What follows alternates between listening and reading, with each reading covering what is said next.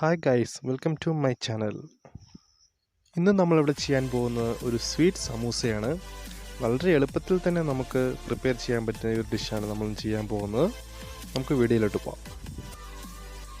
2 cup ഗോതമ്പ് പൊടിയും ആവശ്യത്തിന് ഉപ്പും ചേർത്ത് ഞാനിവിടെ കുഴച്ച് വെച്ചിട്ടുണ്ട്. മാവ് നല്ലപോലെ ടൈറ്റ് പരുവത്തിൽ.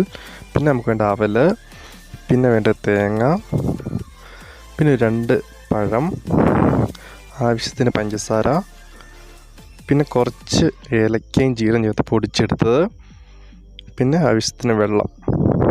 ഇനി നമുക്കൊരു പാത്രം എടുത്തിട്ട് നമുക്കിത് മൊത്തം മിക്സ് ചെയ്യാം. അവലിട്ട് കൊടുക്കാം, പിന്നെ മരിച്ച പഴവും ചേർത്ത് കൊടുക്കാം, തേങ്ങാപ്പീര ചേർത്ത് കൊടുക്കാം, മറിച്ച് ഏലക്കാപ്പൊടി ചേർത്ത് കൊടുക്കാം,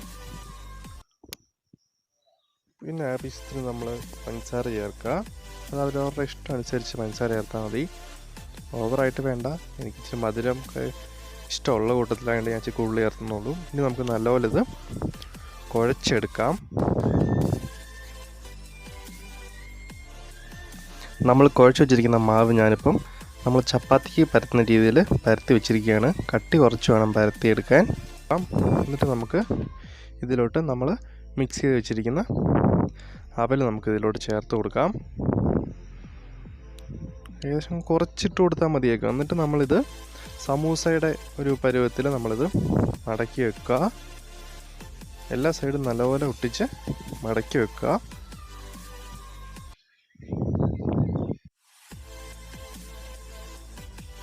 ഇതുപോലെ നമുക്ക് എല്ലാം ഇങ്ങനെ ആക്കിയെടുക്കണം. പിന്നെ അതെല്ലാം ഇങ്ങനെ ആക്കി എടുത്തിട്ടുണ്ട്. ഇനി നമുക്ക് പാൻ ചൂടാക്കാൻ വെക്കാം. ഓയിൽ ഒഴിച്ച് കൊടുക്കുക. ഇത് മുങ്ങിക്കിടക്കാവുന്ന പോലെയൊന്നും ഓയിലിൻ്റെ ആവശ്യമില്ല.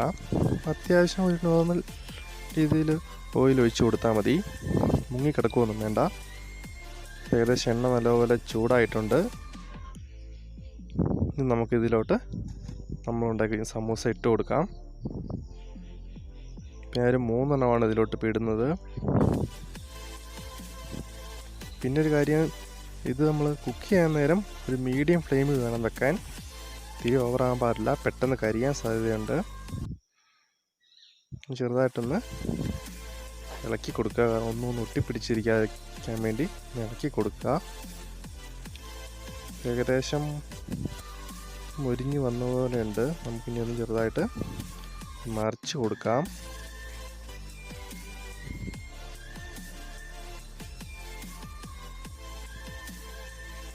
നമ്മുടെ നല്ലപോലെ ഒരു ഭാഗം ഇത് മുരിഞ്ഞ് വന്നിട്ടുണ്ട്. നല്ല ബ്രൗൺ കളറായിട്ടുണ്ട്. നമുക്ക് തിരിച്ചിട്ട് കൊടുക്കാം. പെട്ടെന്ന് തന്നെ നമുക്കിത് കുക്ക് ചെയ്തെടുക്കാവുന്ന ഒരു പലഹാരമാണ്. വളരെ എളുപ്പമാണ് ഇത് ചെയ്യാനും.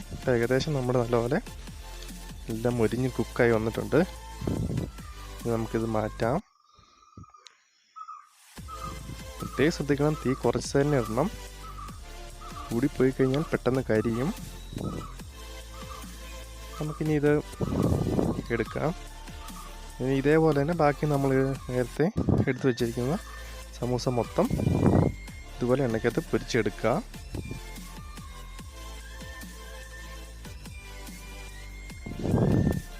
തീ വളരെ കുറച്ചിട്ട് ചെയ്താൽ മതി കേട്ടോ. അപ്പം ഞാൻ ഏകദേശം എല്ലാം പൊരിച്ചെടുത്തു. കണ്ടില്ലേ നിങ്ങളെല്ലാവരും? നല്ല അടിപൊളിയായിട്ട് നല്ല മൊരിഞ്ഞ് വന്നിട്ടുണ്ട് നമ്മുടെ സമൂസ. കുട്ടികൾക്കൊക്കെ വളരെ ഇഷ്ടപ്പെടുന്ന ഒരു പലഹാരമാണിത്. എല്ലാവരും തന്നെ ഇത് വീട്ടിൽ ട്രൈ ചെയ്ത് നോക്കുക. ഈ വീഡിയോ ഇഷ്ടപ്പെട്ടെങ്കിൽ എന്നെ സപ്പോർട്ട് ചെയ്യുക, ലൈക്ക് ചെയ്യുക, എൻ്റെ ചാനലൊന്ന് സബ്സ്ക്രൈബ് ചെയ്യുക. ഇനിയും കൂടുതൽ വീഡിയോകളുമായി ഞാൻ നിങ്ങളുടെ മുന്നിൽ വരുന്നതായിരിക്കും. നിങ്ങളുടെയൊക്കെ സപ്പോർട്ട് ഉണ്ടായിരിക്കണം.